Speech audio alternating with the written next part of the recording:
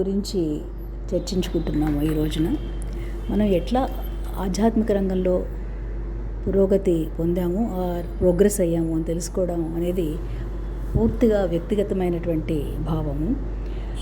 అది మన ఆలోచన విధానం కానీ, మన నడవడిక కానీ, మన సత్ప్రవర్తన కానీ, మనం ఇతర మనుషులతోటి, ఇతర సభ్యులతోటి, ఇతర కుటుంబ సభ్యులతోటి, బయట ఆర్గనైజేషన్స్లోటి మన బిహేవియర్ ఎలా ఉంటుంది, మనం వాళ్ళతోటి ఏ విధంగా ప్రవర్తిస్తున్నాము అన్న దానిలో మన ఆధ్యాత్మికత బయటపడుతుంది.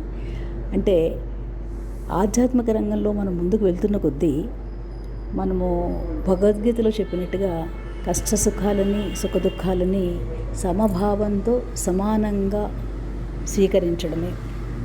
అది చేయాలి అంటే దానికి సరి అయిన సాధన కావాలి, ఒక దిశానిర్దేశం ఇవ్వాలి. స్వామివారు మనకి రకరకాల మాధ్యమాల ద్వారా ఇస్తున్నారు. అవన్నీ గ్రహించుకుని ఈ సాధన చేస్తూ సత్సంగాలు, భజన్స్, సత్సాంగత్యంతో ఉండి డిస్కోర్సెస్ వింటూ ఉంటే, సాహిత్య పఠనం చేస్తూ ఉంటే మనం కొన్నాళ్ళకి ఆ మార్గంలోకి చేరుతూ ఉంటాం. మనం చేరాము అనుకుంటాము, చేస్తూ ఉంటాం, కానీ మనం చేరామో లేదో అనేది తెలుసుకోవడం ఎట్లా అంటే దానికి ఒక మెజర్ కానీ కొలమానం కానీ ఉండదు. It is not on absolute scale అండి, అది రిలేటివ్ స్కేల్. అంటే మనం బాగున్నామని మనం అనుకుంటాము, ఇంకోళ్ళు అనుకుంటారు ఇంకా మీరు ఎదగాలంటారు, ఇంకోళ్ళు అంటారు మీరు చాలా ఎదిగారంటారు. సో ఇట్ డిపెండ్స్ మన క్లోజ్నెస్ని బట్టి, మన వాళ్ళతో ఉన్నటువంటి సాన్నిధ్యంతో, మన స్నేహభావంతో కొంతమంది ఎదిగారు అని చెప్తూ ఉంటారు. కొంతమంది మనకు నచ్చని వాళ్ళైతే మీరు ఇంకా ఎదగాలండి, మీరు ఇంకా సరిగా లేదంటారు.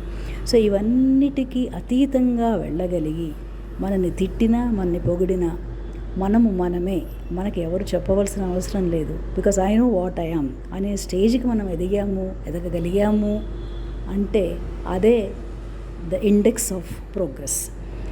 తర్వాత ముందర మనం చాలా కఠినంగా, మనము చాలా బాధాకరమైన విషయాలు ఏవైతే ఉంటాయో, ఏ విషయాలైతే మనం చాలా బాధ పెడతాయో అవన్నీ క్రమక్రమేణా అది పాసింగ్ క్లౌడ్ లాగా మనకి చాలా తేలికైపోతుంది. అది ఏముందిలే, ఏదో అంటారు పోతారు, మన పని మనం చేసుకుందాము అనగలిగే స్టేజ్ మనం రీచ్ అయినప్పుడు అప్పుడు కూడా మనం కొంచెం ముందరికి వెళ్ళినట్టే.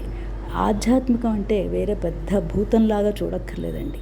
మన దైనందిన కార్యక్రమాలని మనము నిస్వార్థంగా చేసుకుంటూ దైవ సన్నిధానానికి, అంటే దేవుడికి సమీపంలో వెళ్ళడము, స్వామివారు నిర్దేశించిన సూత్రాలని, మార్గదర్శకాలని ఫాలో అవ్వడము, తర్వాత విశేషమైన సేవా కార్యక్రమాలు, సత్సాంగత్యాలు, ఆధ్యాత్మిక కార్యక్రమాలు, ఎడ్యుకేషనల్ ప్రోగ్రామ్స్, రకరకాల ప్రోగ్రామ్స్ మన వాళ్ళందరూ చేస్తున్నారు. సత్యసాయి ఆర్గనైజేషన్స్, వాటి కార్యక్రమాల్లో మనకు చేతనైనంత తోచిన రీతిలో వాళ్ళకి మనం సాయపడి వాళ్ళతో పాటు మమేకమై చేయగలగడం కూడా ఆధ్యాత్మికమే. పూజలు, జపాలు, తపాలు ఒక భాగమైతే సేవ ఒక భాగము. తర్వాత సేవ చేస్తున్నాము అనే భావన లేకుండా చేయడం కూడా ఆధ్యాత్మిక రంగంలో ప్రోగ్రెస్కి ఒక సూచకము. That is also another index. తర్వాత మనకి కొన్ని రోజులు ఏవైతే మనకి ఇష్టంగా చేసి, అంటే లౌకికమైన విషయాల మీద మనకి ఆసక్తి కొన్నాళ్ళు కొంతమందికి అందరికీ ఉంటుంది. రాను రాను రాను ఆ ఆసక్తి తగ్గి మనము దేవునికి సమీపంలో ఈ కార్యక్రమాలు చేస్తూ పోతూ ఉంటే కూడా అది ఆధ్యాత్మిక రంగంలో ఎదుగుదలకి సూచకంగా చెప్పచ్చు.